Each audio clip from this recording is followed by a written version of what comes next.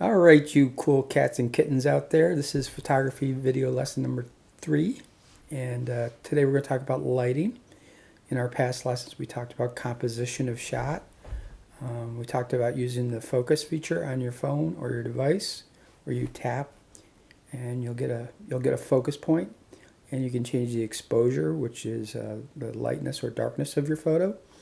We talked about cleaning up the shot, not having a lot of clutter around, and isolating whatever you want the person to see. But you can also make the shot have an interesting background to it too. You know, I could be shooting this in my basement right now with a cinder block wall behind me, and you would just see me, and that'd be pretty boring. So I'm doing it upstairs where there's a little bit of stuff to look at. So outdoor photography, um, prom pictures, graduation pictures, wedding pictures, family gatherings, they all have their issues that you have to deal with. And indoor photography, maybe you take pictures of your food or your animals or something like that. They all have issues that you have to deal with. And I'd like to go through those things today. Um, uh, Before we get to the end of this, where some of you might have already shut me off, there will be a test on the photography stuff. And I'll do a review video of the stuff you should know the answers to. How to focus your device, indoor lighting, outdoor lighting techniques, cleaning the shot, rule of thirds. Remember the rule of thirds we talked about? It's where you're not centered on the image and you're in 1/3 corner of the image. Can't really do this one. Anyway, but we'll review that before the test. So let's get into it. Let's start with outdoor photography. All right.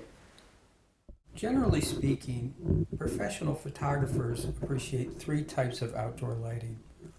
One is in the morning, one is in the evening, and both of those are called the golden hour. And they give this, because the sun is low in the sky, you get a diffused light that's not so harsh, and it usually has a rosy kind of atmosphere to it, which can look really nice.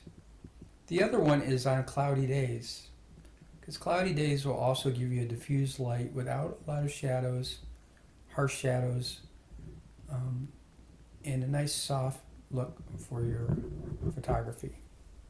The sunrise shot of the football field kind of demonstrates that. You get a lot of nice colors, and the light's diffused.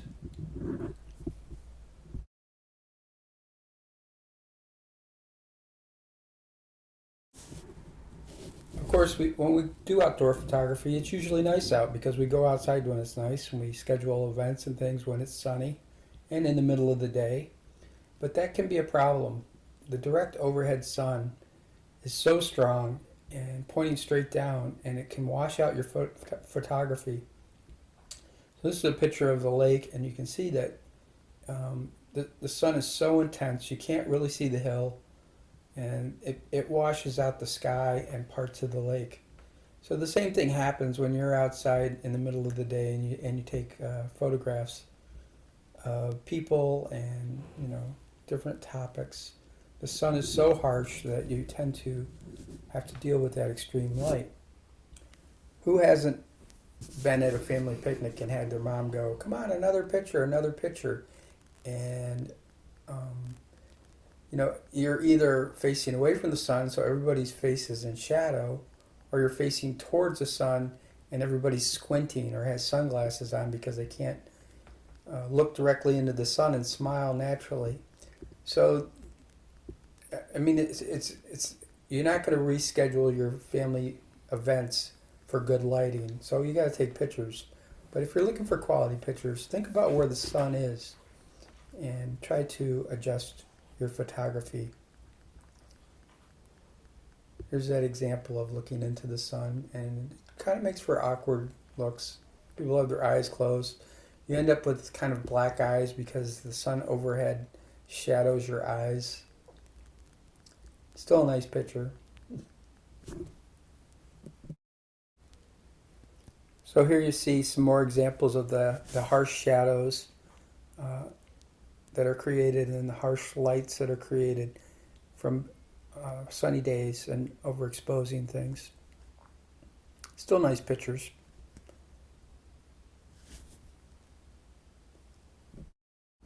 Once again, the strong light in this photo creates harsh shadows and really dark areas, and then other areas of the photo that are washed out, which means that the white is, the photographer would say, is blown up. Here's an example of a bright sunny day, but a pretty good picture. And what we did is we took my nephew Zach after he caught this nice bass at my dad's pond, and he stood under some trees, and the shade from the trees diffused the light and softened all of the shadows, so it still made a nice picture. There's enough light to see everything, but it doesn't wash the photo out, and you don't get harsh shadows anywhere.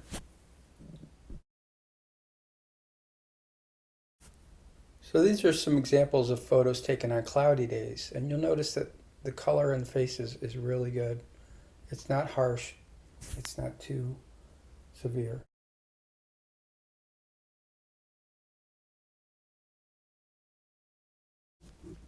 This is an example of where harsh light is used to an advantage. Sometimes you want silhouettes, which would be the shape of a person or your subject, but not the detail. And the sun going through the trees just makes a nice effect, and the shadows are cool. So this kind of works here. You can use the harsh sunlight if you're really thinking about what you're doing and planning your photo. Indoor photography can be pretty easy. You just need to have good light in the room. You want to think about where the light is in direction to your subject. If it's on one side or the other, you'll get shadows. If it's on both sides, you'll get a nice clear image.